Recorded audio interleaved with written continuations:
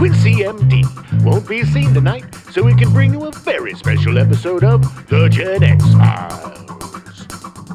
Welcome to The Gen X Files. I'm Jim. I'm Adam. And today's show is all about trading places. So I'm going to be Jim, and Jim's going to be Adam. Ready? Yeah.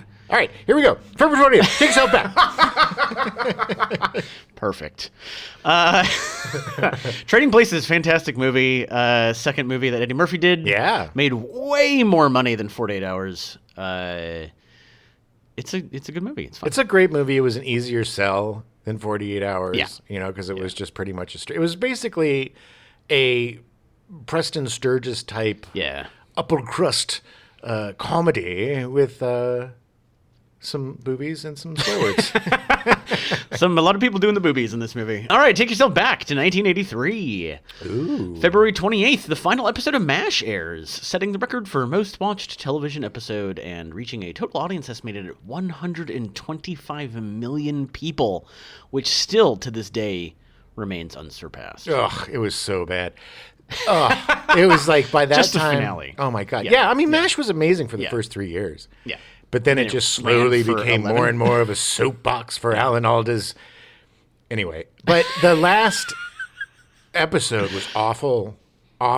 And the only thing I really I remember, like, there was some thing where he was holding a chicken, but it wasn't really a chicken. It was a baby, and they killed the baby, and that's why he had lost his mind. Because I think the last few episodes, Hawkeye had, kind of lost his mind. I don't know. Nobody gave a crap. But the only thing I remember is it was either he or BJ, I don't remember which one. I think it was Hawkeye. Gets on a motorcycle to drive away, and it must have been the actor because I've never seen a more awkward, squirrely motorcycle embarrassing Taking off, spinning out. And... It was like the equivalent of him rushing out of a store in a huff. No, God. But on a motorcycle. Anyway, awful ending. and to a really good, groundbreaking show. Well, it is the most watched episode of TV ever, so... A lot of disappointed people that night. March 1st, the first collection of 12 Swatch models were introduced in Zurich, Switzerland. Holy crap, baby. Yeah. I had not thought about Swatch watches quite a while, but good Lord, did I have some swatches. Did you? Mm-hmm. Oh, yeah. I had a really cool black one with a gray face, and then I had, you had a couple. You had a couple of swatches for different times, baby. Well, they match your outfits. Yeah. You had to, with your shoulder pads and your bright pastel colors. Man, I had some cool clothes with some zippers. You don't even know. You wouldn't even think a zipper could go there, baby. It was zippers on zippers. I had a zipper that opened up a zipper. It was like it was like this portal into another universe. They've gone too far. It was gone too far. It was too much. March 9th, the 3D printer is invented by Chuck Hull. And then the reason I put this in is because I didn't realize the 3D printers were so old. No, and you would think by now you could. Well, I mean, you can. I mean, look, I don't know a ton about 3D printing. Yeah. I know that it's lucrative, and if you have a 3D printer, it's pretty much passive income. You can 3D print houses. You can 3D print guns. There's a whole ghost gun thing that's going on with 3D printed guns.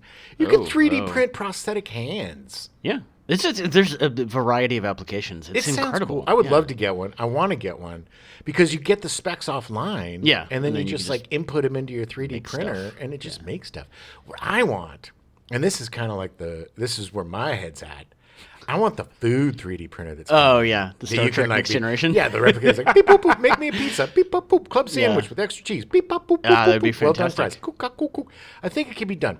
Here's my thing. Here's why I think it can be done. This is my invention for it because I've thought about this a lot, Adam. I love food and I'm lazy man. This is the genius of your laziness. The thing is, you need a tank, right? Yeah. That holds every molecule.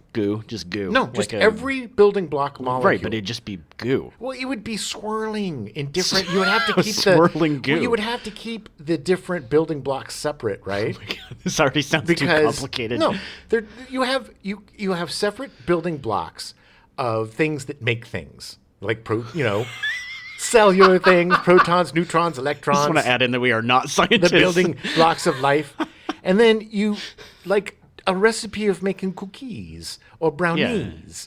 You put the building blocks together to make whatever you want to make. It's super easy. I can't believe they haven't done it yet. That's literally what cooking is. It's right, but I'm talking about on a molecular level. You just want to push a button and have it make a thing. Yeah.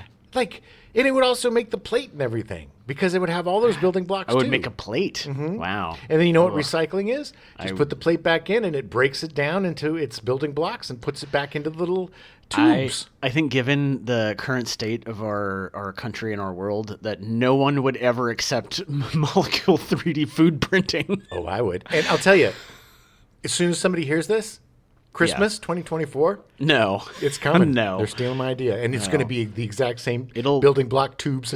Maybe in Japan, Tube and maybe system it'll be like $1 billion. that I created. It'll be, yeah. Well, they better give me the first one because I Jeff came up with the Bezos idea. is going to have it on his rocket ship to Mars. Rocket Man. Wednesday, June 8th, 1983, Trading Places is released in theaters.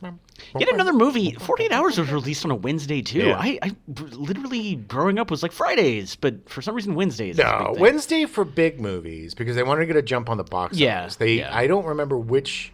I think it was one of the Indiana Joneses, possibly. Oh, yeah. Or maybe it was a Star Wars. Probably.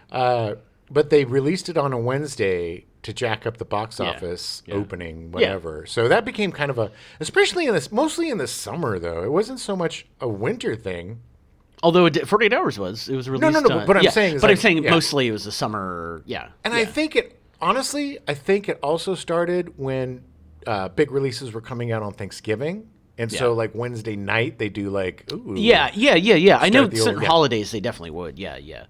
And because they would do that for Christmas too. If Christmas was like Yeah. later in the week or whatever, they would do it. And then I think it just became tradition. And summer, all the kids were out of school, so Wednesday, Yeah. it didn't matter if it was If you- Wednesday or Friday, If whatever. it was one Yeah. movie being released on a Wednesday, you're more likely to get everybody to go see it. So I mean, it makes sense. It just surprises me that I keep seeing all these Wednesday releases. All right, well, Yeah, calm down. I know. I'm trying. The film earned $1.7 million in its opening day, leading into its opening weekend, which it earned a total of $7.3 million, which was third for the weekend behind Octopussy, which made almost $9 million. Octopussy. Yes. Which also made its debut that weekend, and Return of the Jedi, which made $12 million that weekend, but was in his third week of release. Yeah, I mean, that was a juggernaut. Octopussy, which it was Roger Moore, so I don't know why I'm doing Sean Connery. That movie was pretty bad. It never claimed number one at the box office, but it did spend 17 straight weeks in the top 10. Those movies like that or Stripes. Yeah, Or yeah. these R-rated comedies that came out, Animal House, they came out around these times, 70s, early 80s. They were really profitable. Porky's. Oh, yeah, Because yeah, they could yeah. steadily make money without having to, like, crack the top three. Yeah. They just were good performers because horny little teenage boys. That's kind of the only place you can see You the- go back, got to see more of the Doing the boobies. boobs, yeah. It's amazing how much film was determined by boobies. Well, there was a lot more back then. There was. Maybe not. You know what's great now is there's like a penis renaissance. Like there's a ton of wiener in Is movies and TV. Yeah, like Euphoria. There's a lot of wiener. Oh yeah, well, there's a lot of boobs Everybody's in showing their Euphoria, too, wiener yeah. in movies, and I just think it's good. I mean, there was a lot of 70s, 80s, a lot of boobies, a lot of naked ladies. But let's give them. Let's give Give the men people what they want. Give Let's the men some the wieners. due. Yeah, give them the wieners. I say pull them wieners out. Well, and only when you're asked to on set. Yes, don't don't do it. Don't do it. Keep the wiener in the pants. As long as everybody's okay with it. Yeah, when they're asking you to. I don't know. This is going in a weird place. Yeah, it is. All right, so where did Trading Places come from? In the early 1980s, writer Timothy Harris often played tennis against two wealthy but frugal brothers who regularly engaged in competitive rivalry and betting. Following one session, Harris returned home exasperated with the pair's conflict and concluded that they were quote-unquote awful people. Yeah. Of course they were. A couple of. He's mean- probably just like, I know these guys. I like playing tennis. They get me into the Yeah, club. yeah. But, after a while, just listening to these two guys bitch and moan, it's just not worth it. First world problems. Yeah. I'm a struggling writer, damn it. Yeah. The situation gave him the idea of two brothers betting over nature versus nurture in terms of human ability. Harris shared the idea with his writing partner, Herschel Weingrod, who liked the concept. Thank you. I was waiting for this. Herschel Weingrod. They should have made Winthrop and Weingrod. They Yeah, I should have, know, like, I know. I wonder if that guy went to an Ivy League school. Sure. I'm going to say yes. Harris also drew inspiration for the story from his own living situation. He lived in a rundown area near Fairfax Avenue in Los Angeles. He described the area in grim terms as crime-ridden, where everyone either had a gun pointed at them or had been raped. everybody's like, "Ooh, the good old times," and it was all salty. But it's like, salty's one thing. Getting robbed all the time is another. Yeah. Previously, Harrison Weingrod had written a feature that was produced called Cheaper to Keeper, starring Mac Davis, a crossover country music star. I saw that movie. The film was widely panned. According to Gene Siskel, the comedy is lame, the sex is childish, and the only reason the film has an R rating is because of a single swear word. Cheaper to Keeper is cheaply made, sloppily photographed comedy that isn't even on par with the few made-for-TV movies I've seen. It should disappear from town in a week. By the way, the few TV movies that I've seen, Gene Siskel's such a turd ball. Oh, God, I do Rest not in like peace. Gene Siskel at all. He was such a mamby-pamby. Okay.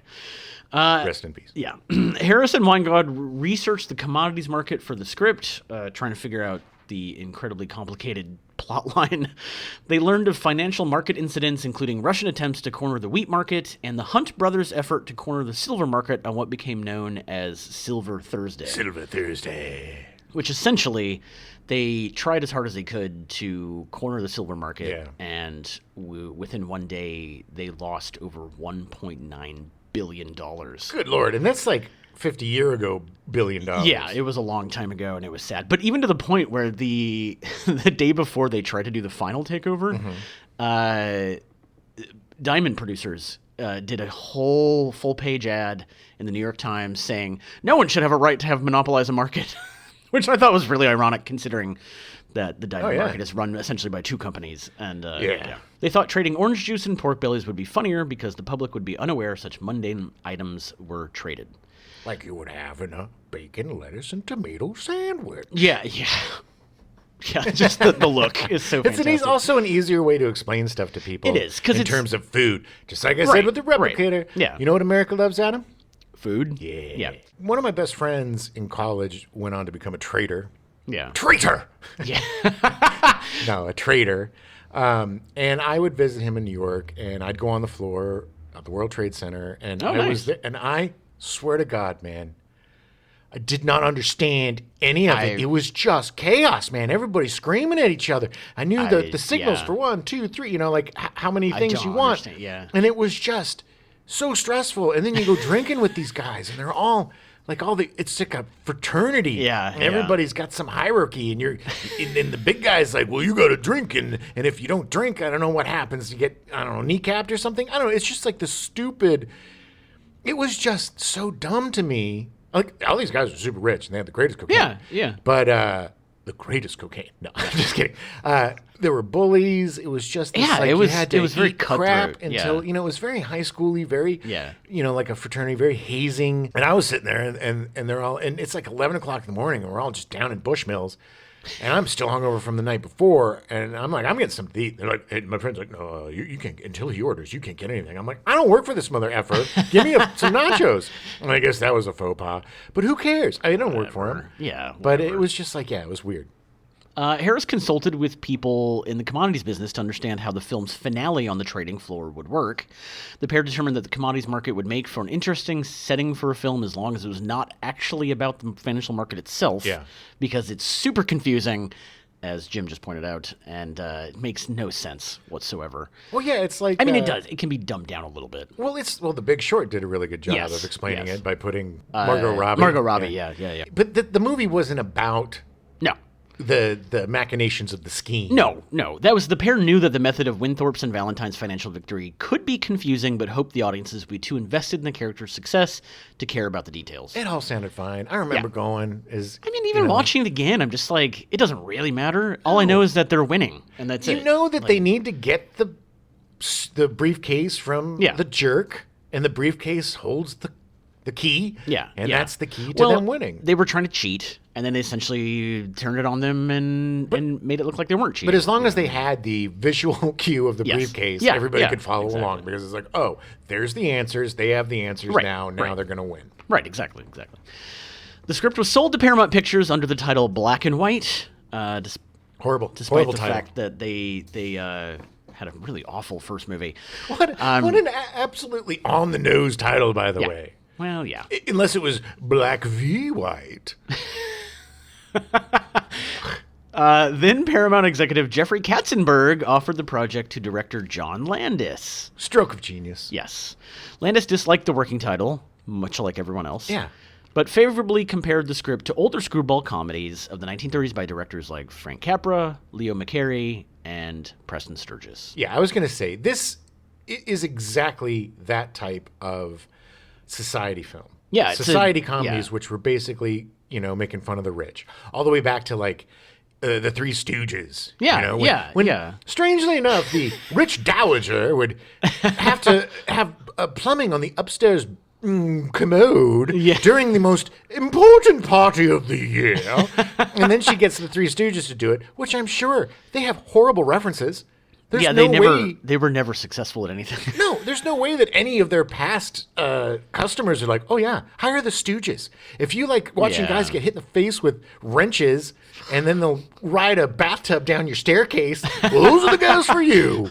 Ooh, my. Landis wanted his film to reflect these concepts in the 1980s. He said the main updates were the addition of swearing and nudity. Landis admitted that it took him a while to understand how Trading Places' finale worked. Which really, it came down to just, you need a sight gag, and that really was all it was. But it had to work. No, it did, yeah. And the way it worked was, even if you didn't know what was happening, you got the tension from what was going on. Yes. Sell, it's like, holy crap, there's a lot of shit going on. And also, you can, just by the look on the faces of, oh my God, oh my God, it's happening. What's going on? Yeah. Trading Places was developed with the intent to cast comedy duo Richard Pryor and Gene Wilder as Billy Ray Valentine and Louis Winthrop III, respectively. Well, they were comedy gold at the time. They had Stir Crazy, and they had... Stir Crazy was huge. But also Silver Streak. Yeah. Oh, my God, one of my favorite movies ever. Yeah.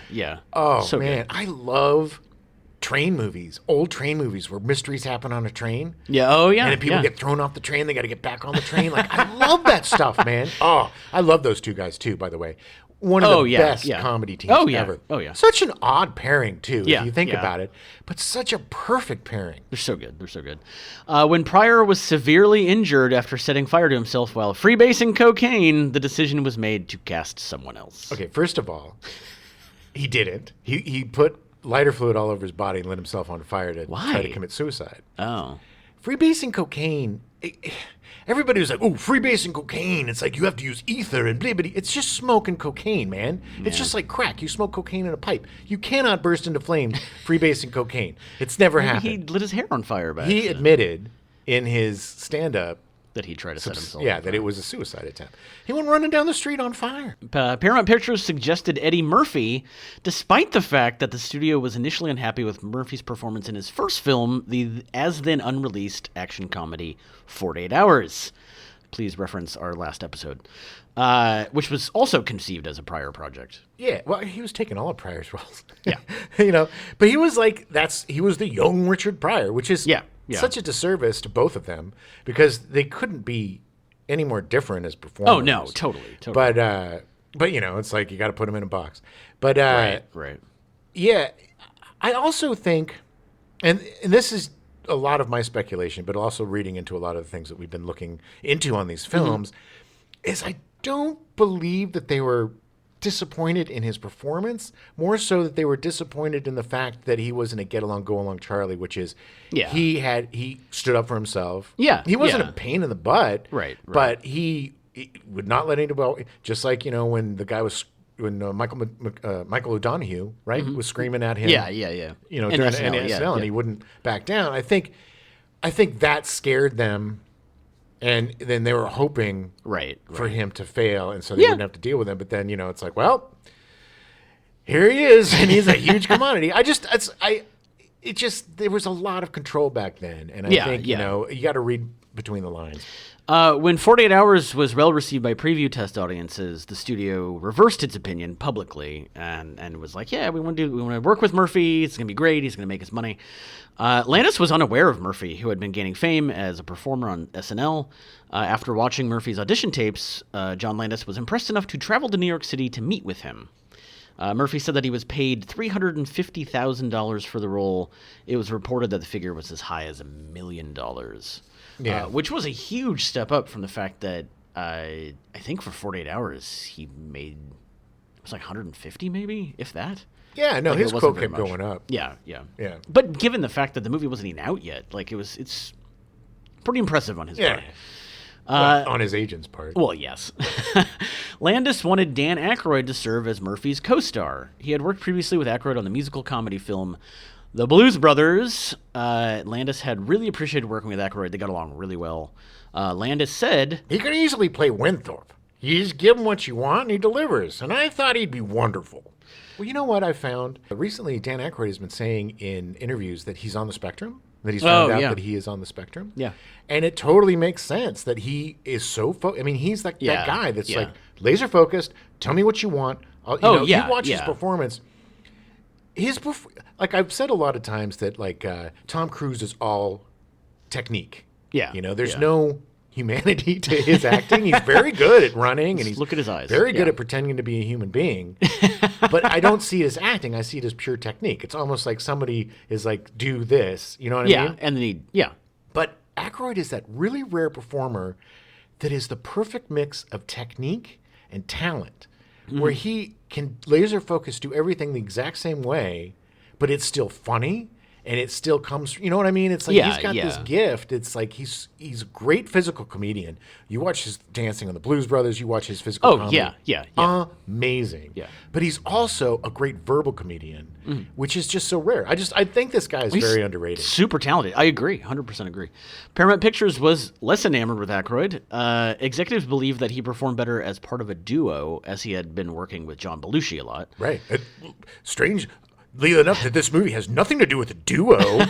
Good Lord. Well, I mean, technically, part of it, yes. Like, he's with Murphy through some of it, but most of Aykroyd's scenes are with Jamie Lee Curtis. And at the beginning, the first act, the first half of the second. I mean, that's how you get to believe that his character's not a complete total No, I ass, know. All their like, it's just. I know. It's studios. Rankles me, man. Studios, man. They don't understand the machinations of making movies. They don't understand chemistry. They don't understand any of this stuff. It's just all they see is numbers. Well, part of the problem is that Aykroyd's recent films had fared poorly at the box office. So he had Neighbors and Dr. Detroit did not do well. Neighbors was one of Belushi's last. I think Belushi's last film was The Great Divide, which was kind of a good movie. It was a grown-up movie for him, where he plays this reporter who goes to find this, woman who's been living with the bears or whatever. Right. It's like fish out of water. Yeah. But before that, he did this weird movie, Neighbors, which was he and Aykroyd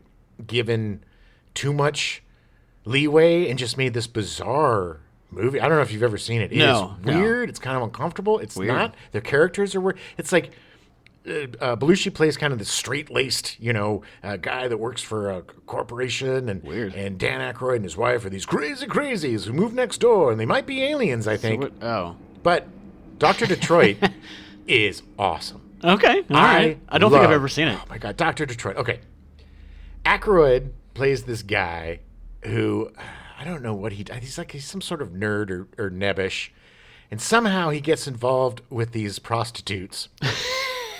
And he it's much as you do. It was like ripping off the that Ron Howard movie. Night it was Shift, ripping off Night Shift a little bit. But so he takes on this persona called Dr. Detroit, where he's got he's like a professor.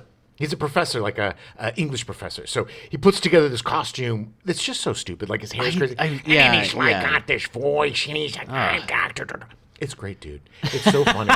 But anyway, I love that movie. And but nobody else did. It was just me. Yeah. I've seen the poster. I don't think I've ever seen the movie. But because of those two movies, Aykroyd agreed to take a pay cut for the role to be in Trading Places. Oh, yeah. Like, he really wanted to do the movie, so he took a pay cut. He met his wife on Dr. Detroit. Oh, really? Who, I forget her name. She was the female lead on Bosom Buddies. Oh. The blonde. And she was the female lead in Dr. Detroit. And, and it was such a bizarre couple because she's gorgeous. Yeah, yeah. But they've been together for like since 40 yeah. years. Yeah, It's yeah, crazy, but yeah. that's where they met. And good for him and good for her. Yeah, good for them. The studio also objected to the casting of Jamie Lee Curtis. Jeez, man. Studio just hated everything about this Yeah. movie. It's really funny. At the time, she was seen as a quote-unquote scream queen, primarily associated with low-quality B movies. Curtis hosted the documentary Coming Soon that John Landis had directed, which was about horror movies. Great documentary, by the way. I think I saw that in the theater. Oh, really? Yeah. She wanted to move away from horror films as she was conscious that the association would limit her future career prospects. She'd actually turned down a role in the horror film Psycho 2, which came out in '83, because of this, and obviously because her mother had starred in Psycho in 1960. Well, that's why they wanted her. Yeah. For that sort of, connection. But she didn't want to do it, although she did perform in Halloween 2 as a favor to John Carpenter and Deborah Hill. Sure. And was paid $1 million for that role. Well, yeah, I mean... might have been part of it. You could... Yeah, I mean, she had the upper hand on that one. Yeah. It was like, okay, I'll do it, yeah. but... You got to give them the monies. Like, she needed it. I mean, she had movie star parents. Oh, I know. Janet Leigh and Tony Curtis. Well, she was only paid $70,000 for Trading Places. Yeah. Took a pay cut for it. Well, pay cut. I mean, whatever. Okay. She could afford it. I I don't know, feel bad, but it was a smart move. Look, you have to do that sometimes. You got to prove yourself to move on. Yeah. And, She did great work in it. I mean, like, she's fantastic in the movie. It was a gamble that 100% paid off because her career took off after that. And as they say in Scream, she had to go legit to show her movies. Like, she didn't do it during the horror movies. She did it in the so-called highfalutin movie. That was shocking. When I For saw her to that suddenly as a be child. naked? Yeah, And it was so just unassuming. She's Yeah. like, all right, now I'm just changing. Bye. Yeah, it was just really like, was not as a kid, sexual too, you're at just all. like, Yeah. what? It's just very, yeah. When asked if she had researched her role as a prostitute, I'd love to say I went out and turned a couple of tricks on 42nd Street. But I didn't. nice. Curtis had long hair when she was cast. Costume designer Deborah Naduelman Landis, which at the time she was not. They got married eventually, but they were not married at the time. Okay. She suggested Easy. cutting her hair shorter for the film. What a great, and that's how she's had her hair ever since. And the moment I had totally forgotten that she had short hair, and she took the wig off, and I was like, "Oh my god!" Yeah, like and- it surprised and me. It looks great, and she pretty much rocked that cut. And her mom used to have short hair too. Oh Janet yeah, Leigh. she was gorgeous. I mean, absolutely gorgeous. For the greedy Duke brothers, Ralph Bellamy was the first choice for Randolph. Bellamy had appeared in almost 75 films between 1931 and 1945, most famously in Howard Hawks' His Girl Friday, The Wolfman with Lon Chaney Jr. and Claude Rains, and the Ellery Queen series of films as Ellery Queen. Oh yeah. Was a huge deal. Yeah. In the 60s, he started working in TV and appeared in Rosemary's Baby and Oh God with George Burns and John Denver. Oh man, I forgot about George Burns. I forgot about Oh God, those series of movies. I'm God. Hey, I'm God. Yeah. Oh. Oh, so weird. Their movies are so weird. George Burns was a tiny little gnome that He was, was- always 100 years old. I was gonna say he looked 100 years weird. old from the very beginning. That sounds a little bit like Columbo. For Mortimer, Landis wanted to cast an actor famous in the 1930s or the 40s who was not associated with playing a villain. His first choice was Ray Milland, but the actor was unable to pass a physical test to qualify for insurance while filming. Yeah, Ray was pretty old. He was old and gotten very chunky. Because he was in, if you listen to our Columbo shows and stuff, he was doing a lot of TV at that point. Yeah. But Ray Milland had a great career. I mean, he directed a bunch of 100%, movies in the 50s. Like, he was fantastic. But unfortunately, Hollywood just put those guys out to pasture. Yeah. All these guys that were huge stars, they were just dumped and then ended up showing up in all the disaster movies. Yeah, You know? disaster movies and TV. I mean, Yeah, it was like the just Love Boat or disaster Yeah. movies. You know, there's Fred Astaire, the Yeah, greatest hey. dancer and biggest box office draw in 1938. But he's- here he is playing third fiddle in the. riding a table down the earthquake. Yeah. As the start date for filming loomed, Landis thought of Don Ameche. The casting director claimed that Don Ameche was dead. Don Ameche. I love that name. I love that name. Don Ameche. Nothing. It's such a. It just flows off your lips like butter. Don Ameche. Landis was skeptical of Don Ameche being dead and contacted the Screen Actors Guild in an attempt to locate him. They confirmed that Ameche had no agent and his royalty payments were being forwarded to his son in Arizona, forcing Landis to accept the evidence that Ameche was dead. However, after hearing of Landis' search, one of the Paramount Studios secretaries mentioned that they saw Ameche regularly on San Vicente Boulevard in Santa Monica, California. Turning tricks. He was not dead. He was S and the D for heroin money. Wow. Really? Okay. Sorting the donuts. Talk about Don Ameche that way. He was sorting the sorting donuts. the donuts. The donut shop. Right. What did you think? Landis called directory assistants to locate a D. Ameche in the area and made contact. Ameche had not featured in a film for over a decade. When asked why, he said that No one ever offered. he said No one ever offered me work. he just literally was like, but he also didn't have an agent, which is famously Bill Murray doesn't have an agent. Right. But he was just one of those guys. He was like, yeah, you know where I'm at. Just call me. But it's not also. I mean, we make it sound like he was walking San Vicente and everybody thought he was like he was living in some crappy one-bedroom apartment. No. Guy was totally rich. Yeah. You know, Yes. It's not like he needed to work or anything. It's No. just No. the phone wasn't ringing. The studio didn't want to pay Ameche what Milland had been offered. Ameche took that as a slight, and because he was financially independent and in no need of work, he refused to take the part until he received equal pay. Good for him. Which is, him and Bellamy are so good in this movie. Oh my God. You totally So buy good in them, this even though movie. they look nothing alike. You 100% buy them as brothers. Yeah, oh yeah. They're so unlikable. It's so great. Landis But claimed... likable, I'm sorry. I know. But yeah, in a charming way. Unlikable in a very charming way. In a cartoony, it's like, it's definitely... It's this movie reminds me of the Bugs Bunny opera shorts. Oh, yeah, Or, totally. where it's like you get some culture in your goof. Landis claimed that the studio reduced the film's budget, frustrated Ameche's casting after a long absence from film work. Again, the studio just trying to make this movie fail. This is John Landis, who's a proven director. Yes. This is Dan Aykroyd. Yeah, he had a few missteps, but still a proven performer. Eddie Murphy on his way up. Don Ameche, a classic actor from... Yeah. In the studio's just like, no, this all sounds really stupid. It shows you how difficult it is. How does anybody get anything made if these guys are still getting, having to fight the studio at every single step? Yeah, it's very true. John Gielgud and Ronnie Barker were considered for the role of Winthorpe's butler, Coleman.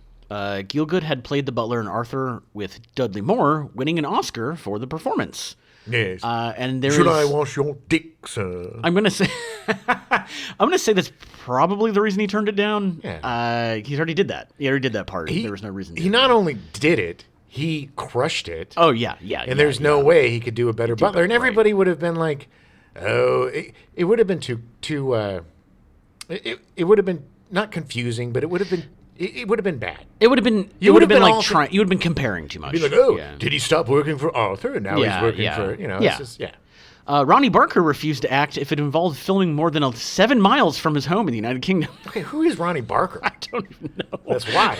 That's why.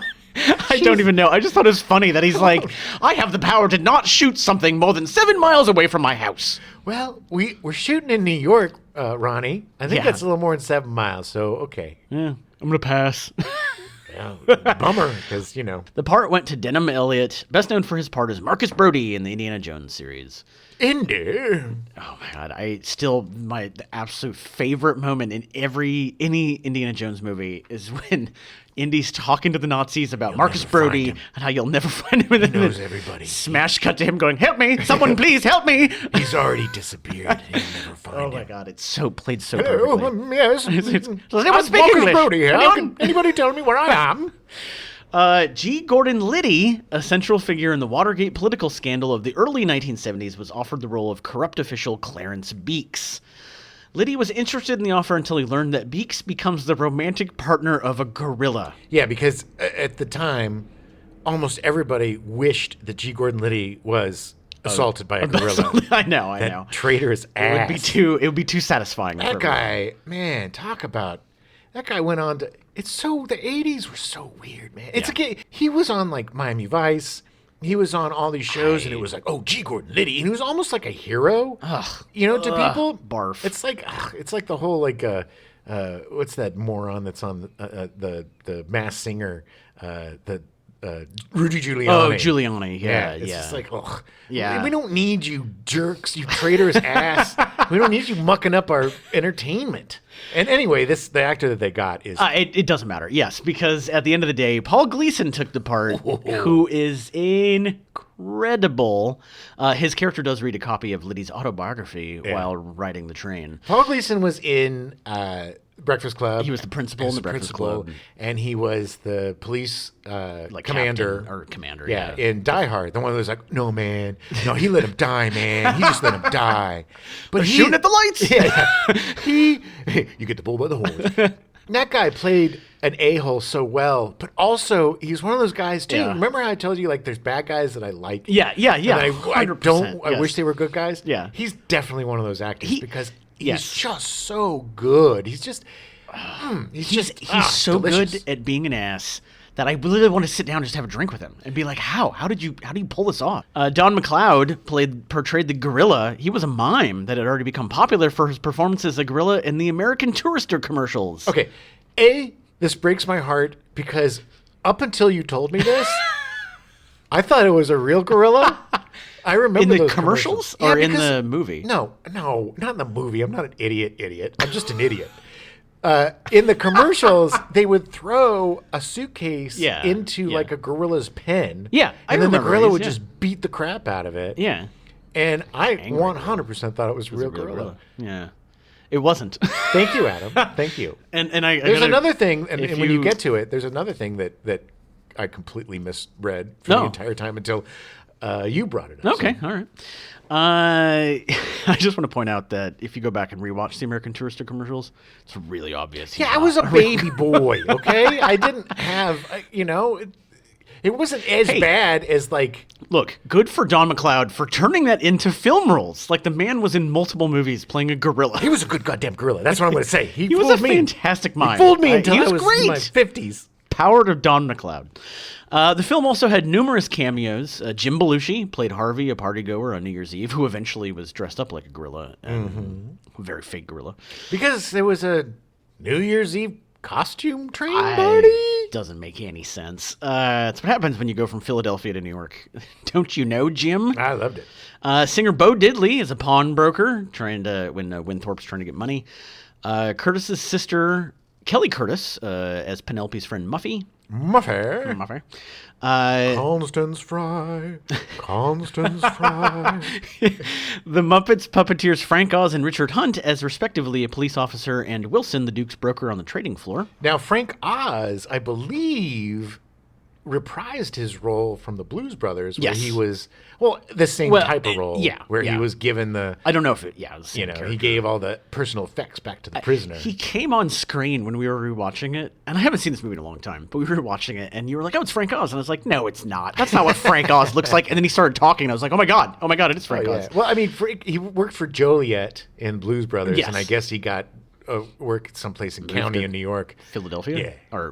I want a movie about that guy, about the prison guard. Aykroyd's former Saturday Night Live colleagues, Tom Davis and Al Franken, as the train baggage handlers.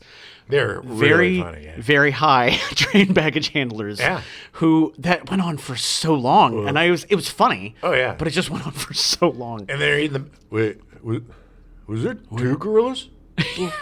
Oh, look, they're in love. We better put this gorilla in. Let's let him be. Giancarlo Esposito as a cellmate. It was one of his first parts. Yeah, he was on Breaking Bad as Gus Fring. He's such a good actor. And he's in the newest Far Cry. Far Cry 6. As the bad guy. But good Lord, he looks like a baby boy. He looks like he's young. 16 years old, man. He's just standing next to Eddie Murphy. He's the only guy in the movie who looks younger than Eddie Murphy. Yeah. I don't even know. I don't remember if he even had any lines, but No, he's just watching Eddie Murphy talk about his kung fu. Yeah, that's right. So principal photography began on December 13th, 1982, just a mere 8 days after 48 Hours opened. Nice. Which would have some impact on the filming. Filming took place on location in Philadelphia and New York City. The budget was estimated to be about $15 million. The script underwent minor changes throughout filming. Some improv was also encouraged. Just on the $15 million. Yeah. To be able to shoot on the trading floor and all that stuff for $15 million? Well, it wasn't the actual. I mean, No, I mean, but it was in the trading building. floor. But yeah. I mean, it was in the World Trade Center. Yeah. I guess what I'm trying to say is the budget is on screen. It seems like a much bigger budget than what. Yes. Yeah, because it's very expansive and it's very ornate and it Yeah. takes advantage of a lot of the really ritzy, beautiful locales in New York, and also a lot of the not so ritzy locales. Philadelphia. Hell's Kitchen. Most of it's in Philadelphia. Yeah. Yes. The only part that's in New York was the end with, and I think there was a scene with them, but most of it was in Philadelphia. Well, it's close to New York. That is true. It is one party train right away. Yep. Changes of the script were normally discussed in advance, but on other occasions, ad-lib dialogue was considered funny enough to keep. Examples of ad-libs retained in the film include Valentine comparing Randolph to Randy Jackson of the Jackson 5, and demonstrating his court of blood technique in jail. Wow. Yeah. Murphy liked Trading Places' script. He felt it was unlike 48 Hours, which he said had been saved by director Walter Hill. He changed many of his own lines because he said that a white writer writing for a black person would use stereotypical dialogue like jive turkey and sucker, and he would rewrite his lines to sound more authentic. Yeah. I mean, that's 100% true, yes. Weingrod, Herschel Weingrod, one of the writers, said that the studio objected to Murphy's line, Who put their cools out of my Persian rug?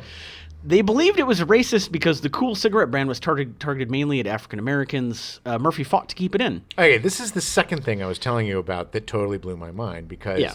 I thought that he had said, who put their coals, Oh. like their butts, out on my... I thought it was coals, which was a slang for butts, rather than cools, No, it was which was the cools. menthol racist his- cigarettes.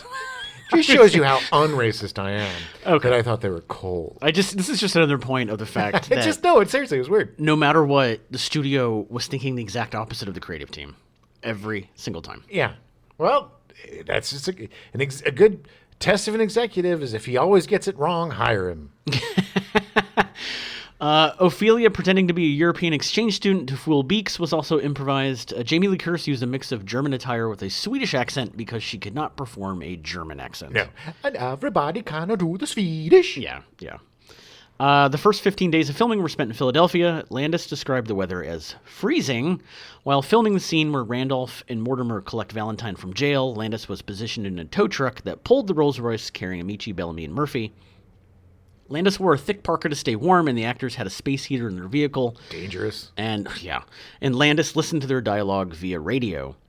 Describing the filming the scene, Landis recalled a jovial discussion between Don Ameche, Ralph Bellamy, and Eddie Murphy, with Bellamy said that Trading Places was his 99th film. Ameche said it was his 100th, and then Murphy informed Landis that... Between the three of us, we made 201 films. Always a jokester. He is a comedian, Adam. Yes. During filming in Philadelphia, Murphy was so popular that a police officer had to be stationed outside of his trailer to control the crowds. I think that was more of Saturday Night Live than everybody clamoring for 48 hours. But at that time, 48 Hours had just come out. Sure, and, sure. Like, it was. I mean, it definitely. But he was raised still him on up. Saturday Night Live at the time. Yeah, that is correct. Yeah. Yes.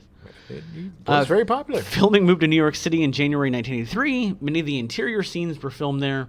The scene where Valentine and Winthorpe enact their plan against the Dukes was filmed at the Comex Commodity Exchange located inside 4 World Trade Center. The lack of windows gave the appearance the floor was situated below ground, but it was actually on a high floor because they don't want the traders to see daylight, I guess. No. Well, there's no distractions, man. True. The scene was shot over approximately 3 to 4 hours a day over 2 days. It was scheduled to take place during a weekday, but Aykroyd's and Murphy's presence on the floor distracted the active traders, and over $6 billion of trading had to be halted. That added to the budget. I'm sure. It's a very high budget, yes. Filming was scheduled for the weekend. A majority of the people on screen are actual traders, along with some extras. Landis said the traders in the film were less physically rough with each other than they were during normal trading. Yeah, dude, it's mad. I've never can't seen even anything imagine. more Yeah. insane than watching actual trading and being on the floor. It's like walking around a gladiator pit. Yeah. It's ridiculous. Wow, they're gladiating. Don Ameche was opposed to using foul language and often apologized in advance to his crewmates for what he was scripted to say. What a nice dude. This is another reason that I was like, I can't believe that he was just totally like, I'm just not working because nobody's calling me. He only performed one take of his final scene where he shouts F him towards Randolph. He literally in one take and then walked off. That's all he needed. He's a pro. He is. The final scene shot was the main character celebrating on a beach. This was filmed in St. Croix, an island in the United States Virgin Islands, which I was at just about a month and a half ago. Humble brag. Yeah, it was fun. St. Croix is beautiful. Principal photography concluded on March 1st, 1983, after 78 days. Elmer Bernstein composed the score. He and Landis had collaborated previously on several films, including The Blues Brothers and the horror comedy An American Werewolf in London. Great movie. Fantastic movie. Landis conceived of the idea to use the opera buffa The Marriage of Figaro by Wolfgang Amadeus Mozart as the underlying theme for the score. That's what really added to the feel of the old-timey comedies because it gave it such an upper crusty, because, I mean, back then, too, classical music was always associated with the upper crust. Anytime, when we would do our little, masterpiece theater takeoffs, we would always use classical music to start it out, because that's how you get to be stuffy.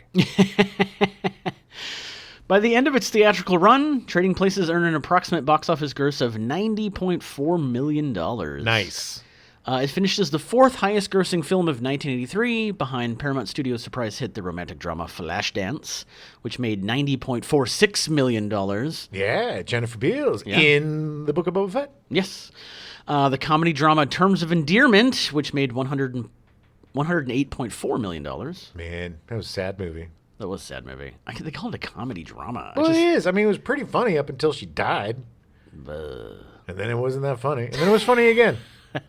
And then, of course, the number one movie of the year, Return of the Jedi, with a staggering $309.2 million. Yeah, like 100 of that was from me. This is why Jim is broke now.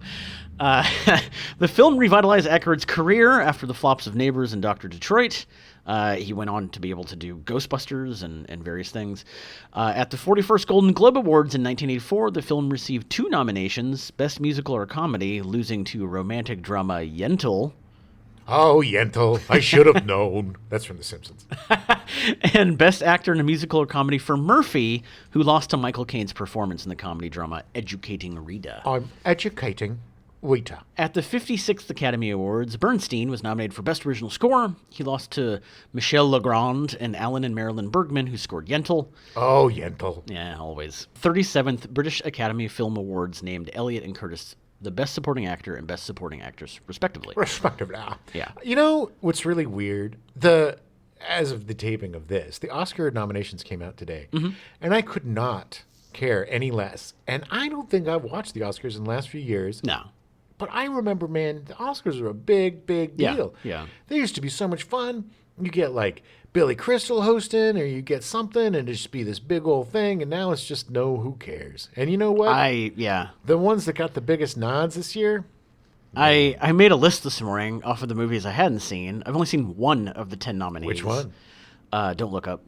Yeah. The others I've not seen. Half of them are not available right now, so I'm not going to see them. Well, the one that got the most, the Year of the Dog, or the, what is it? Power of the Dog? The Way of the Dog, the Power Something of the Dog. Something like that, yeah. Man, that was just not good. It was pretty. It was shot well, but it was boring and predictable, and I would 100%, without any sort of hesitation, give the Golden Raspberry Award to Mr. Benedict Cumberbatch for that movie. Wow. All right. Yeah. Harris and Weingrod were nominated for a BAFTA for Best Original Screenplay, but they lost to Paul D. Zimmerman for the 1982 black comedy, The King of Comedy. Oh man. Great movie.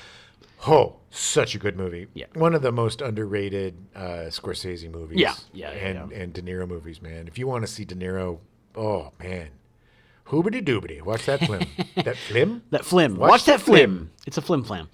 Along with the impact their respective roles had on its stars' careers, Trading Places is considered one of the best comedy films ever made and part of the canon of American comedies. Oh, yeah. I mean, we were talking about it while we were watching it.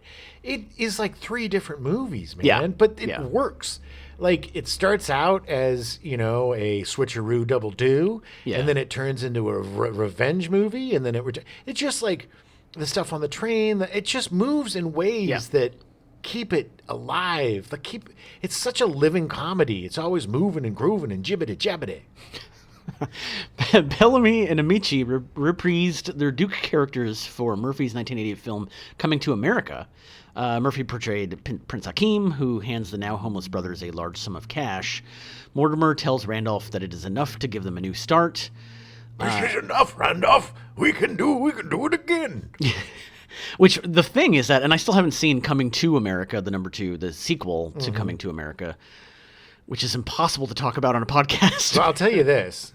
Don Ameche and Ralph Bellamy are not in that one. They are not in it, but there's a reference to the Dukes revealing they used the Hakeem's donation to rebuild their business. Yes, they did. Yeah. But They are not in it because they are both dead. Yeah, rest in peace. Yes. Both of them. I did not make it past the Rest early in 90s. pieces, right? Yeah. Rest in pieces? Is that how you do it? Yeah. More than one? Well, I mean. Rests in pieces. Of the two films between Coming to America and Trading Places, Murphy said that while he loves Trading Places, he prefers Coming to America because it allowed him to portray multiple characters. Sure. Which he then did in like 50 movies throughout his career.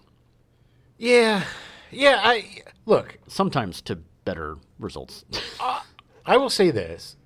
All of Eddie Murphy's characters are great. Yeah. Because the Clumps, all of them, it's silly stuff, but you look at that dinner scene in the Clumps, that's absolute freaking genius, man. Oh, he yeah. is so different as each Yes. character. Any actor could put on some makeup and, I'm a different guy. But Yeah. he embodied, the grandmother is so much different than the uncle, and the uncle is so much different than the father. And the father, it's just, and in Coming to America, he got away with playing an old Jewish man. You know what I mean? Yeah. And even the woman in Norbit, not his best work. No. But still Agreed. funny. And look at at Bowfinger, man. Yeah. Poof. Oh, yeah. Two Yeah. completely different characters. Two completely different Yeah. characters. And it's just, I get it because he's great at playing different characters, Yeah. and I would love it. But I think this is kind of his last straight comedy, if that makes sense. Where he's just in the movie rather than he is the movie. Just being This is he and Aykroyd's movie.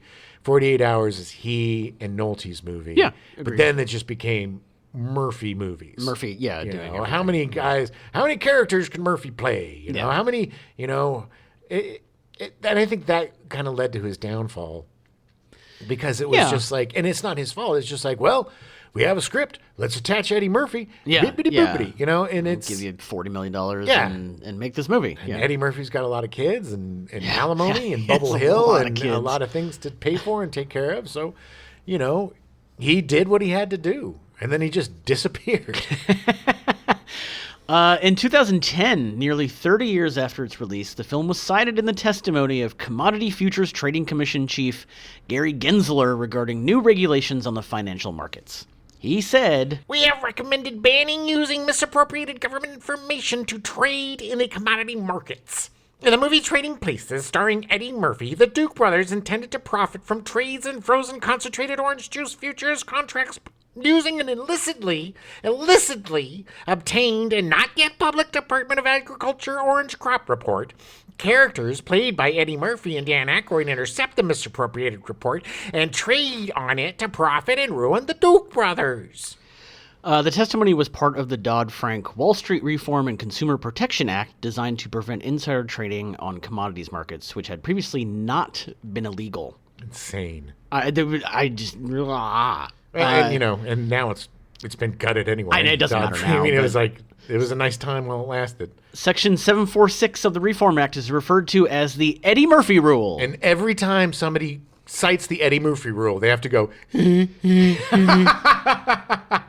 But his quote, the Gensler's quote there, really did sum up what essentially happened at the end of the movie. Yeah.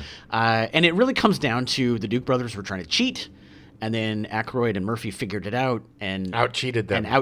But they still cheated. But they still cheated, and they made the Duke brothers lose a bunch of money. Yeah, and they ended up getting enough money to move to an island. They did. Yes. Looking good, Mortimer. Well, Looking that's good, it. Reggie. That's all I got for Trading Places. Absolutely phenomenal movie. It's too bad it's just not available on any streaming services right now. This is weird. I think that they're trying to ruin us, Adam, because everything know. that we want to watch now isn't. And it's isn't like, come streaming. on. This is a movie that it should be. It should be on everything. I mean, It does. It's weird. These older movies and television shows are floaters, and they'll float around and they'll pop up on something. Just every time it's like, what's coming on Netflix in May? You can look up, go to the teas, see if Trading Places is there. Go to the numbers in the beginning and see if 48 hours. It'll most likely be on Paramount Plus, Sure. which it literally was. Yeah. Until January 31st. Yes. So crazy. And when we wanted to watch the movie the next day, it was gone. But it is a perfect comedy. I agree. There's nothing I would change. There is some troubling, problematic things in it, Yes. but for the time and given, it is a perfect movie. And the problematic things aren't the character that Dan Aykroyd plays isn't some sort of minstrel show awful No, thing. no. I'm not. Good Lord, am I not condoning? ever condoning using blackface? No, God, no. But back then that's how they did disguises sometimes, Yeah. and I don't think that they were hate based. I think No, it was just they weren't trying to be. It doesn't have It didn't have as much. They didn't have as much foresight into it as they probably should. right, have. and there was no venom behind it. It was just funny to see him, and it was probably an accent he could do, man. A really Yeah. bad Jamaican accent. Oh yeah, there was a movie Aykroyd did later where he did a really bad Jamaican accent. Yeah, and it was probably. he was a cop or something and had dreads and but he wasn't in blackface. It might have been that movie he did with Gene Hackman, where he was playing all the different characters. He was like the cop with the mental disorder. The mental disorder, yeah, loose cannon, Yep, I loose think so. cannon, maybe, yeah, something like that, yeah. But I almost feel like it was kind of Aykroyd being like, no, really, I can just do a Jamaican accent. I'm not a racist asshole. I swear Give to it God. up, Danny. Give it up. You do all other great accents. Just do those. But what a great movie. And it's so, and we mentioned this last time, and we'll talk about more on the Stepdad show, but it's really cool to see Eddie Murphy coming back. Yeah. And, he's got a new Netflix movie coming out this year with Jonah Hill. Yeah. Hopefully it'll be The funny. trailer looks funny. I mean, the bits I've seen, they look funny. Yeah. He's back. People want to see him. He wants to be seen. Yeah. He seems like he finally wants to work again and He's get back into 60 it. too, right? He's like 60. God, He's 61 good. this year. Yeah. He doesn't look any different, man. No. He could be in his early 40s or what. That guy. Yeah. Man, I just he'll hit it though. They'll be like 5, 6, 7 years from now. It'll be like, oh, he started to look like an old lady. Because all the really handsome guys that last for a long time, they start looking like an old lady. The only one that I've so far I've seen that has avoided that curse is Harrison Ford. Yeah. But He's who still knows? very manly looking. We'll see. Yeah. Poor Clint Eastwood, man. He doesn't look. Clint Eastwood is just like he's a bag of bones. I watched Cry Macho, which I enjoyed, just because I love him. But it's like it was one of those movies, and I explained this before, that makes me nervous because he's so old and fragile. Like when he throws a punch, It's like, oh, his you're whole gonna arm's gonna shatter into a million pieces. It's just scary. It's sad seeing those old guys get old. Yeah, it is. Getting old sucks at him. All right. On that note, we're gonna go. And we'll be back next week with the Stepdad show and talk more about Eddie Murphy and some of his stand up. And I just want to make a correction before then. I said I don't even know what I referenced when I said I saw Eddii Murphy in concert. I think of the Raw or something, but what it was the Pieces of My Mind tour, and I'll talk about that. That was the one with the Weather Girls that opened for him. Totally. All right. Well, thanks for listening. You can Curtis jokingly remarked, I'd love to see him in... Oh, wait, that's Colonel Woman. Hey, guys, that's not... Hey! Curtis had long hair when she was cast. Costume designer Deborah Noodleman Landis. Noodleman? Sorry, it's actually Deborah Noodleman. Anyway, I'm going to do this again. Welcome to the Gen X Files. I'm Jim. I'm Adam. And today's show is all about... Trading Places. Let's do that again, because I was about to say 48 hours. Nope, we did that already. All right.